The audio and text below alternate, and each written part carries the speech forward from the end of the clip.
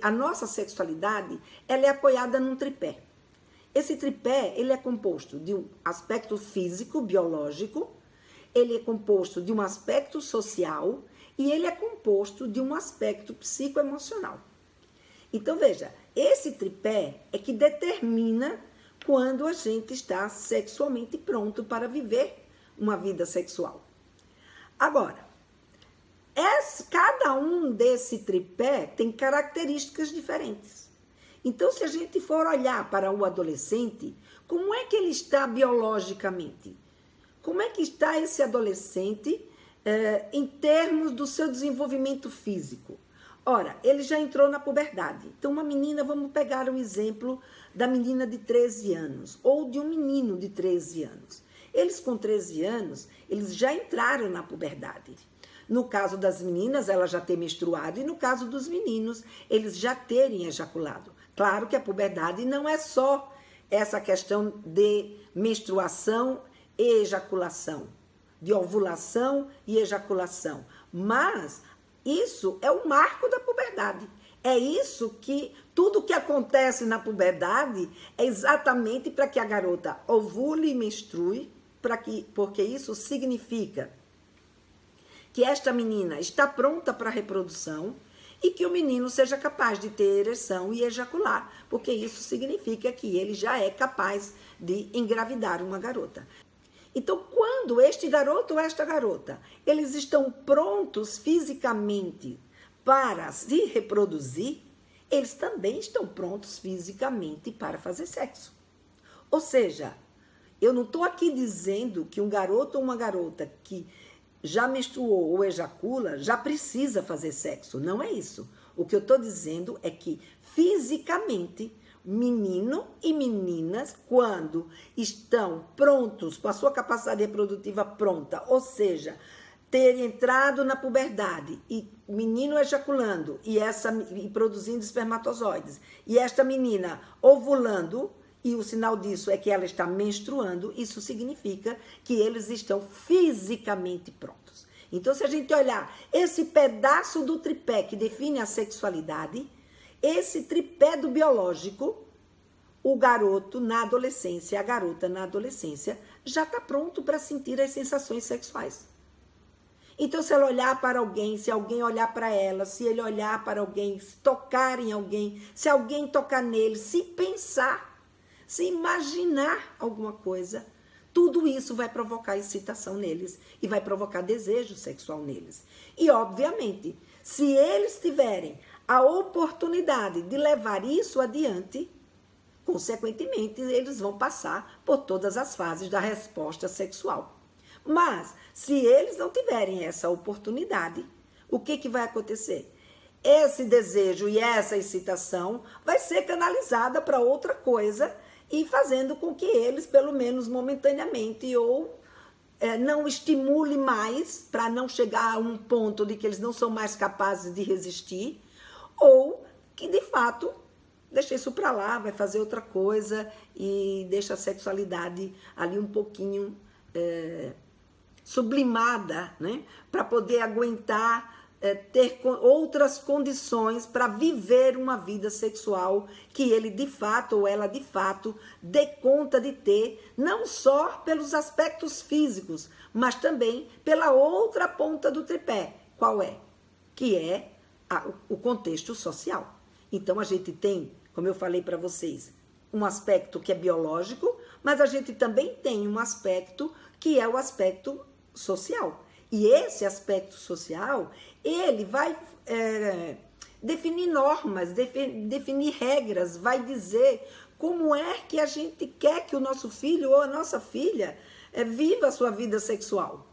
E se a gente quer que eles vivam a sua vida sexual. Então, o que vai acontecer? Nesse momento, esse adolescente, ele está convivendo com várias pessoas. É um momento onde o adolescente, na adolescência, ele é um momento em que ele convive com muitos grupos e que o grupo é um fator extremamente importante na vida dele. Se esse adolescente pertence a um grupo esse grupo é importante para ele. Ele se sente valorizado nesse grupo, portanto, a autoestima dele melhora. Ele se sente atraído por pessoas que fazem parte do seu grupo. Portanto, existe a possibilidade de contato e de interesse no outro. E se ele tem a oportunidade de estar com esta pessoa que lhe chamou a atenção ou que lhe despertou o interesse, obviamente, né, e até pelo também o seu desenvolvimento de papéis, eles vão treinar, começam treinando. Então, por volta dos seus 11 anos de idade, a gente vai ver, por exemplo, eu tenho uma aula no curso Papo Firme, que eu falo exatamente de como se dá esse desenvolvimento da sexualidade na adolescência, etapa por etapa. Porque quando a gente entende a intenção daquela nossa criança, ou daquele nosso adolescente, em relação àquele comportamento sexual, a gente sofre muito menos, né? Porque a gente vai entender exatamente o que eles estão pretendendo com aquilo. E aí a nossa orientação é mais eficaz. Então, veja, nesse desenvolvimento do adolescente, o adolescente vai passar por fases e nessas fases vai ter um momento que ele está só treinando papel. Ele está só treinando beijar, ele está só treinando ficar junto de uma menina, está só treinando ficar junto de um menino, porque até ele está pronto para de fato namorar, para de fato se relacionar com o outro, o que ele vai precisar passar? Ele vai aprender primeiro a ser do sexo que ele é, a conseguir lidar com o seu jeito de ser, né? Ser uma menina, aprender a ser uma mulher. Se é um menino, aprender a ser um homem. Como é que homem se comporta? Como é que mulher se comporta dentro desses relacionamentos afetivos e sexuais? Isso a gente vai aprender. E começa a aprender desde os 10 anos de idade, que é a fase que o Vitor Dias chamou do grande amigo e da grande amiga. Depois ele vai sonhar, pensar, porque na adolescência ele começa a ter essa capacidade de sonhar, de se imaginar, e aí ele começa a treinar mentalmente. Então eles vão entrar numa outra fase, que é a fase do amor platônico. Para em seguida, ele entrar de fato numa situação que ele tem condições de fato lidar com um outro que não é ele, é uma outra pessoa, e se relacionar com esta pessoa e ser capaz de vivenciar esse relacionamento tanto afetivo quanto sexual. Aí vocês podem me dizer, poxa, Helena, mas tem tanta menina e tanto menino que começa a vida sexual dele, sabe, tão cedo. É verdade, tem. Tudo depende da experiência de vida de cada um desses adolescentes, das expectativas que depositaram nele e também das experiências que eles puderam ter na vida dele. Então, se é um adolescente que viveu em uma condição muito mais sexualizada, num ambiente de muito pouca privacidade, aonde os valores eram valores muito mais fluidos e muito mais liberais, pode ser que esse adolescente ou essa adolescente tenha uma experiência sexual mais cedo do que um outro. Mas se ele não vivenciar uma situação sexualizada e até provocada por pessoas mais velhas que ele, né? por circunstâncias de conviver num ambiente de pessoas mais velhas que já estão tendo uma experiência diferente da dele, o que vai acontecer? Esse adolescente vai caminhar mais ou menos dessa forma como eu coloquei aqui para vocês. Então, eles têm um processo, eles têm uma etapa. Obviamente, se fosse para vivenciar só uma questão física, eles estariam prontos fisicamente para isso.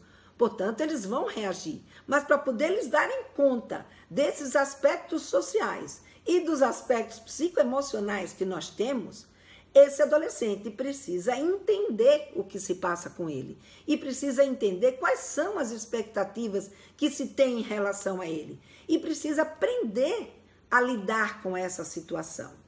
Então, quando eu falo para vocês que o adolescente, ele não é sexualmente precoce, ele não é sexualmente precoce em relação à sua condição física. Mas, se ele não for preparado, orientado ou estimulado a conter o seu desejo sexual, ele vai pôr em prática tudo aquilo que ele está sentindo.